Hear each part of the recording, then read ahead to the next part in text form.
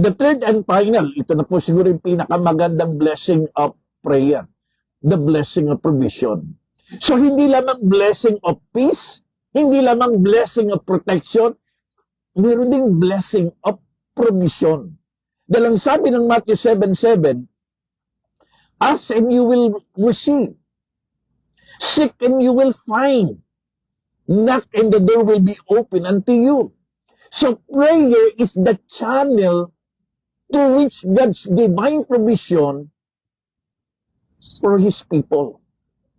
Kaya kung ikay kapos na, kulang na, tuyong-tuyo ka na, walang-wala ka ng malapitan, walang-wala nang tumutulong sa'yo, tinataguan ka na ng lahat, kapatid, manalangin ka.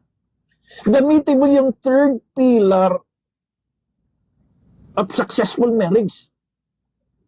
Manalangin ka. When prayer becomes our habit, miracles becomes our lifestyle.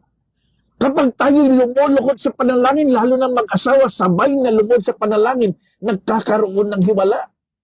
Prayer invites God's generosity in our lives, bringing what we need in God's perfect timing. Yung hindi kayang ibigay ng mundo, yung hindi kayang ibigay ng kumpanya ninyo, yung hindi kayang ibigay ng trabaho at negosyo mo, kapag ikaw ay nanalangin, kayang ibigay ng Diyos yan.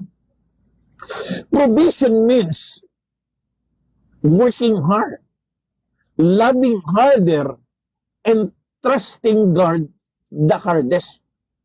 Always do the best that we can, but always trust God the best that we cannot. Ito yung ikatlo at pinaka-importanting blessing in prayer. The blessing of provision. Kaya kung ikaw ay tinatanggihan na ng lahat, nilalayuan na, iniiwasan na, wala nang tumutulong, tinataguan ka na, kapatid, baka blessing in disguise yan. Na pinahintulutan ka ng Diyos, magsara ang lahat para lumapit ka sa Kanya. Tandaan po natin, God is being glorified. And it is always God's pleasure to bless His people. Baka tinatawag ka ng Diyos sa panalangin.